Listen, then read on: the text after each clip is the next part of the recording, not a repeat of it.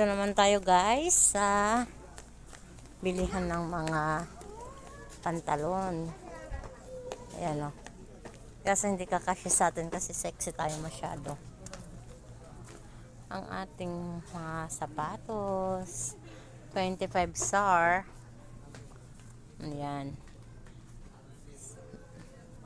So, pag kinonvert sa pera natin sa Pilipinas, nasa mga 300 din. Yan. Nasa 300 pesos din. Kunwari lang, mura dito, 25 lang. 300 ba tama ba? O kasi 10 ang piso, 15. Hindi lang 300.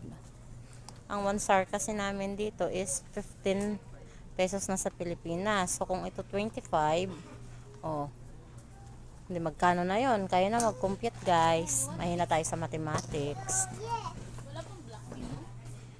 Ang dami oh. So, parang mga ano lang siya dito.